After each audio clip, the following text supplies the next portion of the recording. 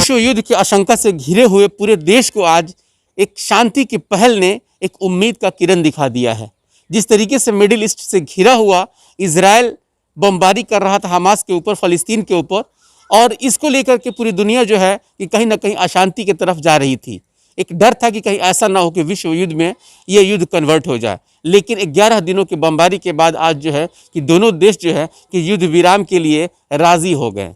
स्वागत है आपका YES24 न्यूज़ पे और मैं कौसर अली। आज बात हम इसी पे करेंगे, जिस तरीके से अपने देश में भी कई तरीके का एक माहौल चल रहा था और ख़ास करके हैशटैग चल रहा था, और उस हैशटैग में ये दिखाया जा रहा था कि कुछ लोग इजराइल को समर्थन कर रहे हैं तो कुछ लोग फ़लस्तीन को समर्थन कर रहे हैं। पहले एक आप ये वीडियो देख लीजिए, फिर हम इस पर बात करते हैं। ये कहा जा रहा है जनता पार्टी की सरकार बन गई, वो अरबों का साथ नहीं देगी, इजराइल का साथ देगी। आदरणीय मोरारजी भाई इस स्थिति को स्पष्ट कर चुके हैं। गलतफहमी को दूर करने के लिए मैं कहना चाहता हूं कि हम हर एक प्रश्न को गुण और अवगुण के आधार पर देखेंगे,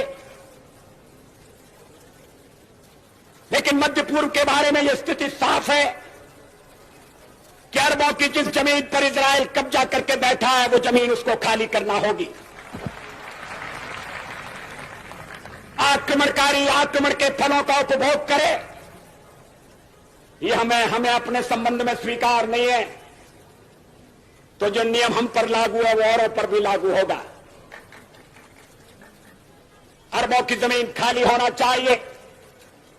जो फिलिस्तीन है, उनके जो फिलिस्तीनी हैं, उनके उचित अधिकारों की प्रस्थापना होना चाहिए। ये वीडियो तब की है जब जनता पार्टी की सरकार थी और उस समय अटल बिहारी वाजपेयी विदेश मंत्री थे और उन्होंने खुल करके समर्थन किया था फ़लस्तीन का। वैसे भी हम बताते चले तो फ़लस्तीन एक राष्ट्र है और उस राष्ट्र का जो है कि हमारे देश की परंपरा रही है शुरू से। जिस तरीके से हमारे देश के चाहे वो जो भी प्रधानमंत्री रहा हो या हमारा एक अच्छा रिश्ता रहा हो फ़लस्तीन से, तो आज भी जिस तरीके से गाहे बेगाहे जो बात चल रही थी, खास करके बीजेपी जो है कि वही जो है कि किसी तरीके से अंदरूनी तौर पे इजराइल का समर्थन कर रही थी, जबकि एक राष्ट्र के नाम पे और जिस तरीके से अपना देश, विदेश मंत्रालय ने भी इसका पुष्टि की और कहा कि नहीं, हमारा देश जो है कि हमेशा जो है कि फ़लस्तीन के साथ रहा और अब भी हम फ़लस्तीन के साथ। कहानी भी बहुत लंबी है, लेकिन जिस तरीके से आज फ़लस्तीनियों को उनका हक मिलने का एक नया उम्मीद जग गया है, इसमें एक बहुत महत्वपूर्ण बात अब ये है कि जिस तरीके से नेतन्याहू जो अभी तक यानी कि कल तक जो उनका बयान आ रहा था और जिस तरीके से पूरे देश में उनके खिलाफ एक आवाज़ उठ रही थी, वो कल तक ये बात कह रहे थे कि हम जो है कि अपनी मकसद में कामयाब होकर के ही वापस लौटेंगे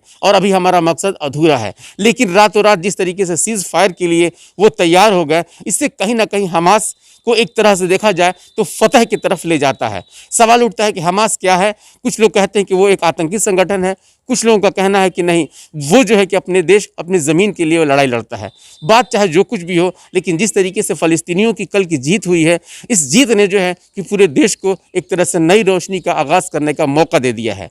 सवाल उठता है कि जिस तरीके से नेतन्याहू ने रातों रात सीज़ फायर का जो अपने एक समझौता करने का उन्होंने प्लान बनाया और हुआ भी, इसमें सबसे बड़ा महत्वपूर्ण भूमिका अगर किसी देश ने निभाया है तो वो है मिस्र ने। मिस्र ने जिस तरीके से इस दोनों को इकट्ठा करने की जो बात कही, उसमें मिस्र को कामयाबी मिली। लेकिन जिस तरीके से नेतन्याहू अपने ही घर में, अपने ही राज्य में घिरते जा रहे हैं और ख़ास करके अपने जो सहयोगी हैं उनको लेकर के, उनके सहयोगी यूरोमैन इस्सार ने जिस तरीके से खुले शब्दों में कहा है कि आज जो नेतन्याहू ने सीज़ फायर का जो समझौता कर दिया है, कहीं ऐसा ना हो कि इजराइल को जो है कि इसके लिए बहुत भारी कीमत चुकानी पड़ेगी। और कई तरीके से इजराइल भी जो है कि अब अंदरूनी तौर पे घिरता जा रहा है। आपको बताते चले तो वहाँ पे जिस तरीके से चुनाव हुआ था और नेतन्याहू की पार्टी जो है कि अभी अल्पमत में है। इस चुनाव में जिस तरीके से उन लोगों ने देखा गया था कि अभी उनको सिर्फ एक राष्ट्रपति के तौर पर ही उनको जो है कि किया गया था, अभी उनको जो है कि बहुत बड़ी परीक्षा से गुजरना था।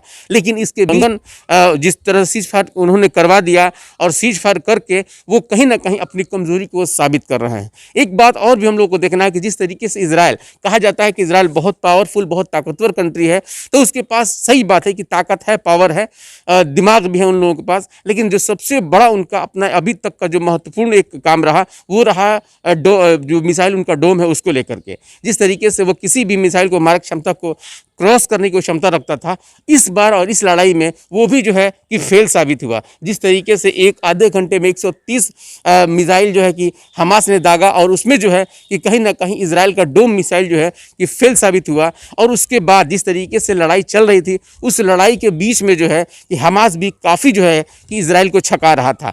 कई एक मतलब उतार चढ़ाव देखने के बाद आज जो सीज फायर का जो ये आज जिस तरीके से समझौता हुआ है, इसको पूरी दुनिया तो है कि मान रही है। आप देखिए किस तरीके से फ़लस्तीन में जो है कि जब युद्ध विराम लागू हुआ, वहाँ के लोग किस तरीके से जश्न मना रहे हैं। एक ख़ास बात इसका ये भी है कि जिस तरीके से नेतन्याहू जो कल जो उन्होंने सीज फायर का जो समझौता किया है, इसका सबसे महत्वपूर्ण एक पहलू ये भी है कि उसमें किसी तरीके का कोई बंदिश नहीं है, ना कोई टर्म एंड कंडीशन रखा गया है। बगैर किसी टर्म एंड कंडीशन का, हालांकि उनके जो सहयोगी वो ये बात कह रहे थे कि जिस तरीके से आज इन्होंने समझौता किया है, उसमें ये बात नहीं रखा गया है कि हमास जिस तरीके से अल-अक्सा मस्जिद के ऊपर दावा कर रहा था उसका क्या होगा, जितने सैनिक जो है कि इजराइल वाले जो अभी फ़लस्तीन में हैं उनके लिए क्या होगा। बहुत सारी ऐसी सवाल है, लेकिन फिर भी जो कुछ भी हो आज दुनिया को इसका स्वागत करना चाहिए। मैं कौसर अली, आप बने रहिए हमारे साथ। शुक्रिया।